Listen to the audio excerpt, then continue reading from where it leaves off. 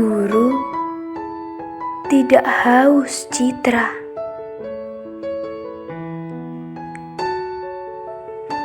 Guru hanya ingin membaikan citra. Disangka gila harta, mendidik sekedar bisa. Bukan, itu bukan guru. Guru harus membaca agar mampu mengaca. Guru wajib menulis agar tidak dipandang miris. Guru kena berkarya agar tetap dicinta. Guru,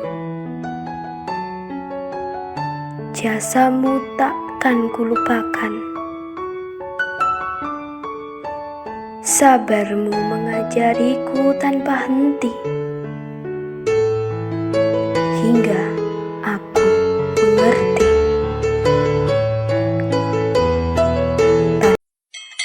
Hai, selamat sejahtera. Waalaikumsalam, Tachahau saya ucapkan kepada anak-anak murid semua. Bersama saya, Cikgu Jackson. Hari ini, Cikgu akan menerangkan tentang kesilapan ataupun kesalahan lazim yang sering kita lakukan dalam kehidupan seharian kita, baik dari segi tata bahasa, kesilapan ejaan ataupun sebutan. Adakah anda rasa bahasa yang kita gunakan sehari-hari itu semuanya betul? Mari kita lihat nanti. Dalam pengajaran Cikgu nanti, Cikgu akan mengetengahkan salah satu daripada teknik membaca kritikal, iaitu teknik KWL yang membawa maksud K untuk know, bagi apa yang kamu semua sudah tahu, W untuk what, iaitu apa yang para pelajar ingin tahu, dan L pula ialah learn, iaitu bagi apa yang dipelajari melalui pengajaran dan pembelajaran kita sebentar saja lagi. Baiklah, Cikgu nak kamu semua baca teks yang akan Cikgu paparkan nanti dan kenal pasti kesalahan tata bahasa dan kesilapan ejaan dalam ayat-ayat tersebut.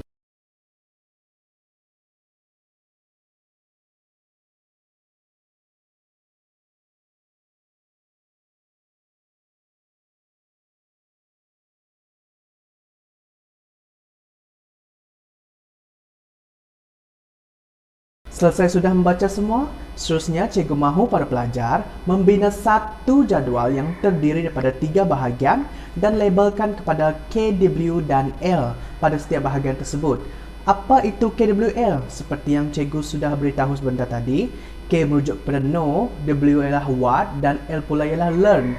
Apa yang Cikgu nak kamu semua buat ialah Cikgu nak kamu orang kenal pasti kesalahan bagi perkataan yang berwarna merah dan analisis kesalahan tersebut dari segi tata bahasa dan ejaan mengikut pengetahuan kamu yang sedia ada dan juga boleh berbincang sama sendiri. Contoh pembinaan jadual tersebut adalah seperti berikut. Okey, Cikgu bagi contoh bagaimana kita hendak melakukannya ataupun menggunakan teknik ini. Bagi perkataan goreng pisang yang dipaparkan tadi, untuk elemen no ialah apa yang kamu semua sudah tahu mengenai goreng pisang, iaitu ejaannya adakah seperti itu ataupun sebaliknya. Untuk elemen what pula ialah apa yang kamu ingin ketahui, iaitu adakah ejaan tersebut betul ataupun salah, menepati hukum tata bahasa ataupun sebaliknya. Cikgu nanti akan menyediakan kamus dewan dan buku tata bahasa am untuk kamu semua mencari jawapan. Elemen yang terakhir pula iaitu learn, untuk apa yang para pelajar peroleh ataupun pelajari, iaitu perkataan ataupun ejaan yang sebenar dan sudah dibetulkan. Maka selepas ini kita hendaklah biasakan yang betul dan betulkan yang biasa. Hasil pembelajaran kita hari ini ialah pada penghujung pembelajaran, para pelajar akan dapat membuat refleksi dan menyimpulkan kesilapan lazim atau kesalahan biasa yang sering kita lakukan dengan kerap tanpa sedar. Para pelajar akan dapat menggunakan pengetahuan yang sedia ada dan pengalaman sendiri dalam mencari jawapan di samping dengan bantuan rakan-rakan dalam melakukan perbincangan dan juga bahan bantu mengajar seperti kamus dewan serta buku tata bahasa. Selain itu, dengan memaparkan ayat berserta gambar sebagai pengukuhan bagi menunjukkan kesalahan yang terdapat dalam ayat akan menguatkan lagi ingatan pelajar terhadap sesuatu benda yang dipelajari. Tambahan pula, para pelajar juga akan memperoleh kosakata dan perbendaharaan kata yang baharu yang tidak pernah diketahui sebelum ini. Baiklah, sekian saja pengajaran cikgu hari ini. Terima kasih.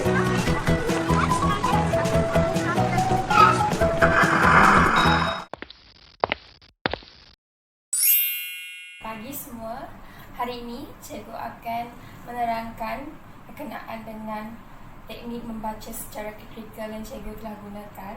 Baiklah, dalam video ini cikgu telah menggunakan kaedah pembelajaran VAK, iaitu Visual, Auditory dan Kinesthetic.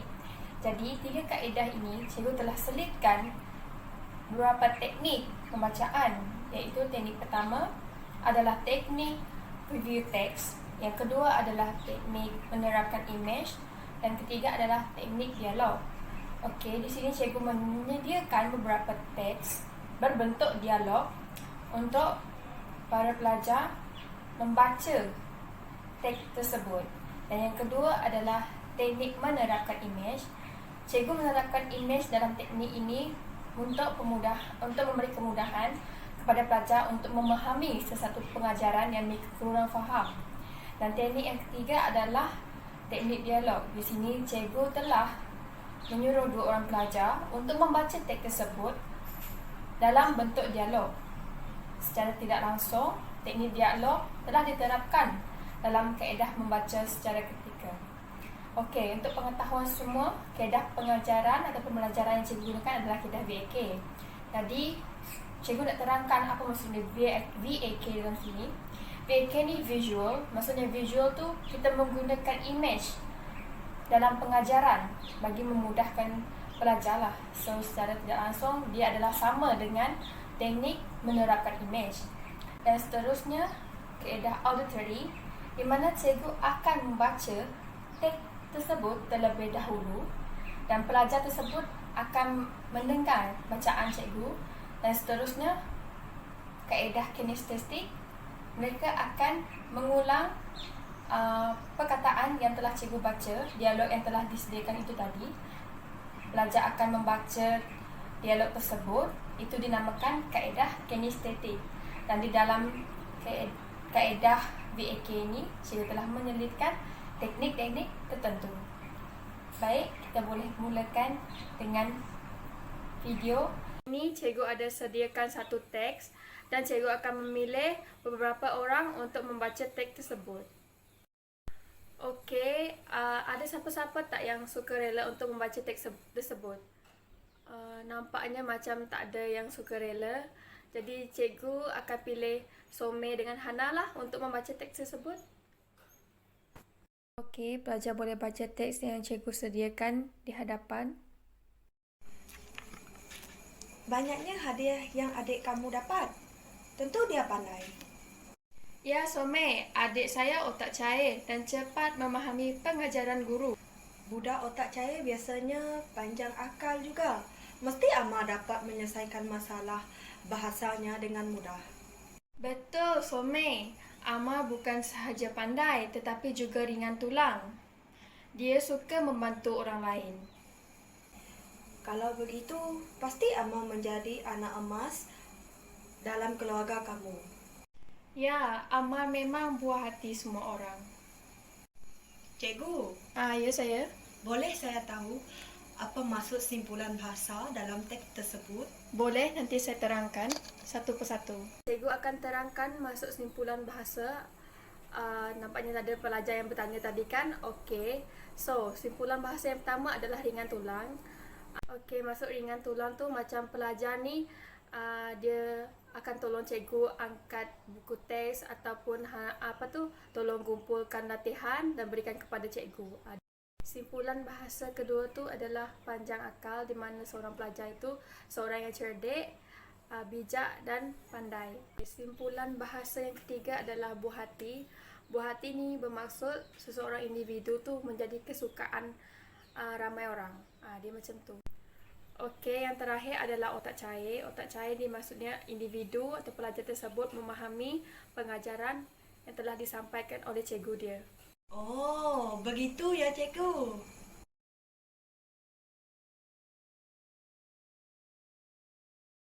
Okey, cikgu ada sediakan gambar. Ini adalah salah satu contoh simpulan bahasa yang cikgu terangkan tadi dalam bentuk gambar untuk pemahaman semua. Hai. Assalamualaikum semua. Saya Cikgu Raika. Kamu semua sihat? Baiklah, hari ini cikgu nak kamu menyanyi sambil santai-santai dalam lagu yang cikgu paparkan nanti. Tapi dengan syarat. Cikgu nak kamu hayati betul-betul suku kata dan lirik lagu yang cikgu paparkan nanti dan fahami apa yang hendak disampaikan dalam lagu tersebut. Kerana selepas ini, cikgu hendak tanya setiap seorang suku kata dalam video dan juga nilai yang ada dalam lirik tersebut. Baiklah, sekarang cikgu akan memainkan video. Bersedia semua? Ayo sama-sama kita menyanyi. Kenek-kenek tinggal di atas pagar. Pesanlah datuk nenek, alah rajinlah belajar. Burunglah kenek-kenek tinggal tepi jendela. Pesanlah datuk nenek, alah patuhlah ibu bapa. Burunglah kenek. Baiklah, sekarang cikgu nak seorang daripada kamu semua, siapa yang hendak memulakan dahulu membaca suku kata dalam rangkap yang pertama?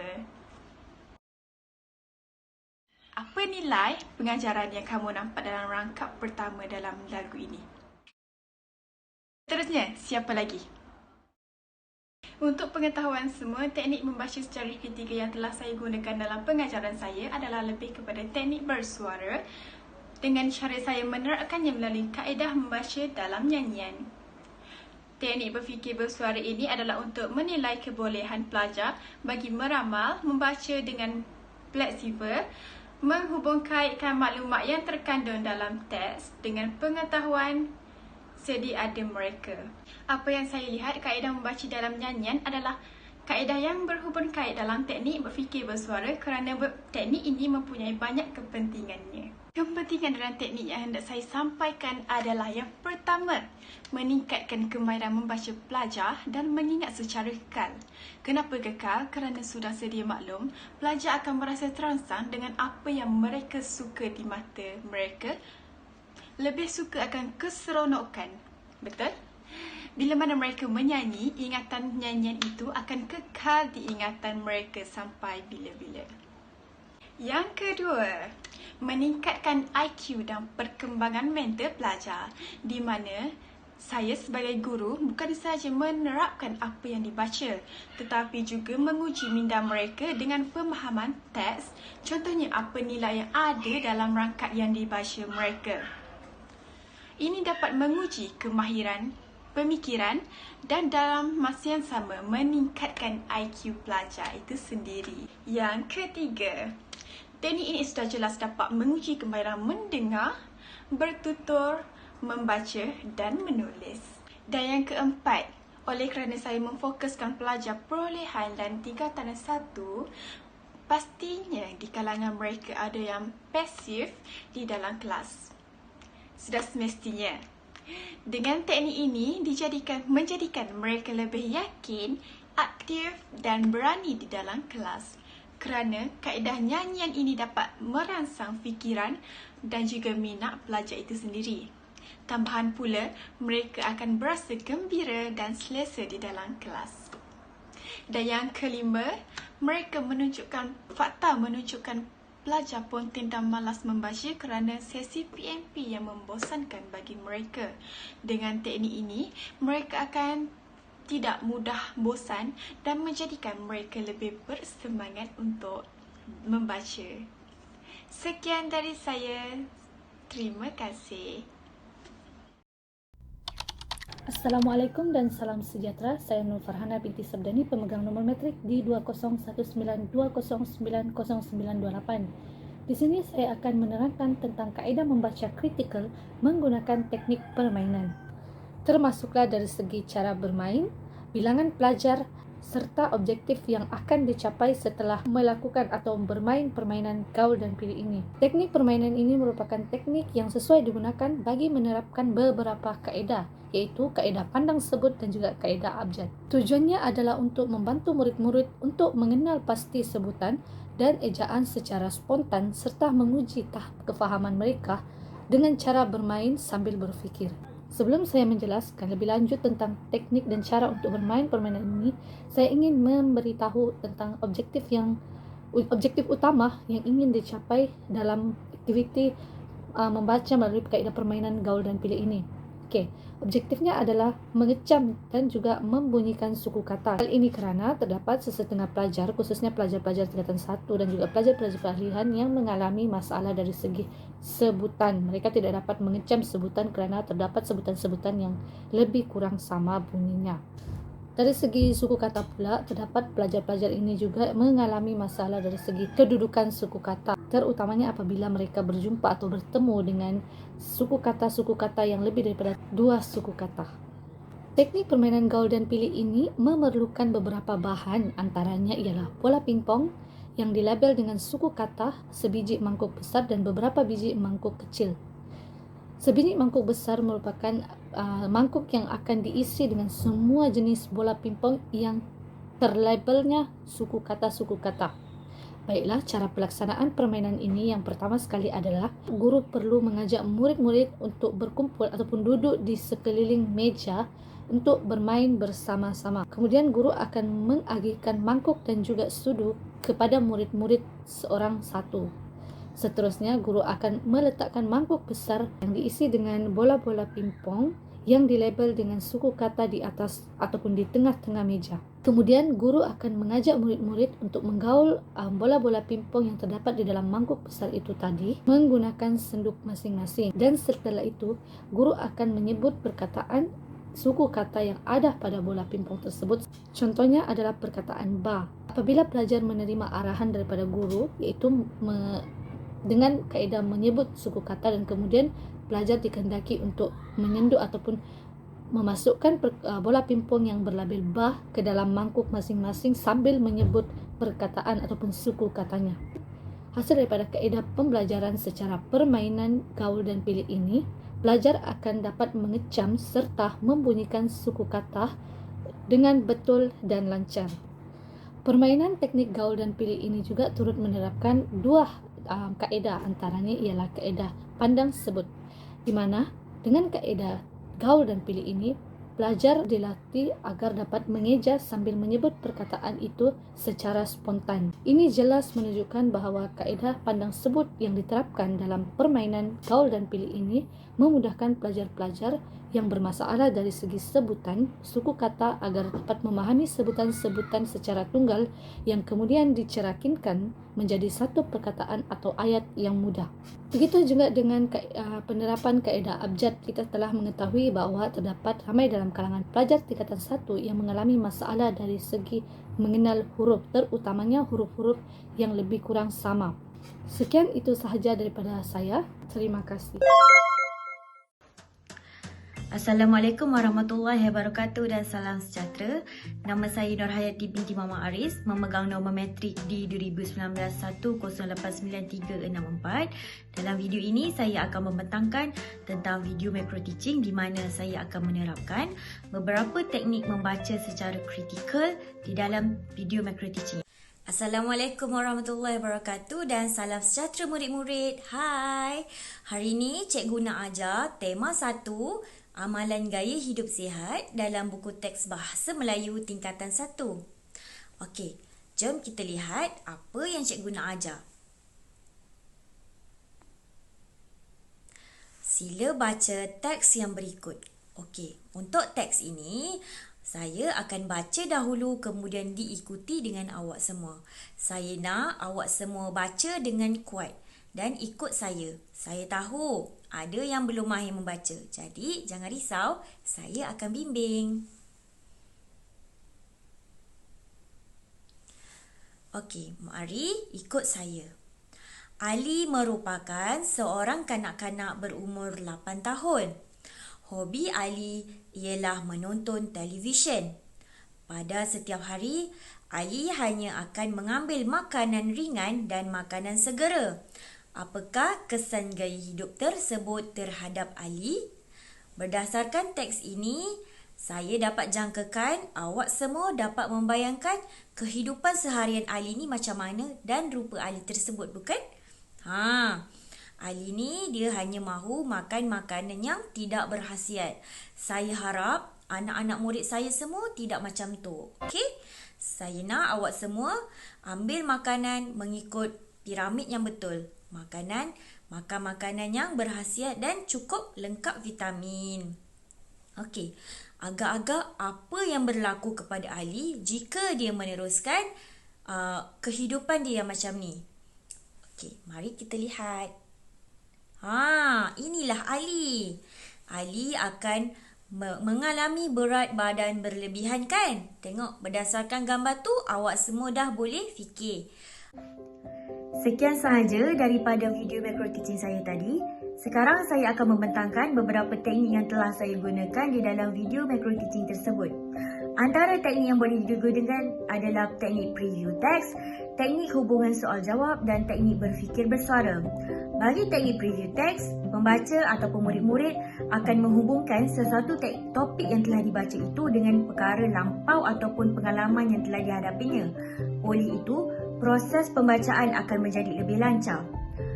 Guru akan meminta pelajar untuk membincangkan apa yang mereka ketahui secara sepintas lalu berdasarkan teks tersebut. Oleh itu, pembaca akan dapat membaca dengan lebih lancar dan betul. Seterusnya adalah teknik hubungan soal jawab. Teknik ini dapat membantu pelajar untuk menganalisis dan memahami konsep teks. Jika dilihat, tadi saya ada bertanya kepada murid apakah yang akan berlaku, apa yang dia makan, Ali makan, kehidupan seharian dia. Jadi, murid akan berfikir semula dan dapat berfikir secara kritikal. Seterusnya adalah teknik berfikir bersuara. Untuk teknik ini, guru akan bertanya kepada murid apa yang akan berlaku kepada Ali supaya murid dapat menjangkakan apa yang akan berlaku, dan ini akan meningkatkan daya pemikiran kritikal melalui keupayaan boleh meramal apa yang berlaku. Saya percaya kesemua teknik ini akan dapat memberi kesan yang positif dan dapat membantu pelajar untuk membaca dengan lebih lancar. Sekian sahaja daripada saya. Sekian, terima kasih. Secara kesimpulannya, kumpulan kami telah mengaplikasikan beberapa teknik kemahiran membaca secara kritikal seperti teknik KWL, teknik berfikir bersuara, teknik preview text, teknik hubungan soal jawab dan lain-lain. Kami juga menerapkan pelbagai bentuk pengajaran dan pembelajaran abad ke-21 bagi mendorong pelajar untuk membaca dan berfikir secara kritikal seperti mengetengahkan kaedah VAK iaitu kaedah visual, audio dan kinestetik, kaedah nyanyian dan kaedah permainan bagi membantu murid secara efektif dalam pembacaan. Oleh itu, para pelatih guru hendaklah sentiasa meneliti terlebih dahulu dan bersikap kreatif dalam mencipta bahan bantu mengajar agar dapat menarik minat pelajar untuk membaca. Hal ini demikian kerana masih ramai pelajar yang kurang mahir untuk membaca, terutamanya dalam kalangan pelajar tingkatan 1 serta pralikut. Sekian sahaja daripada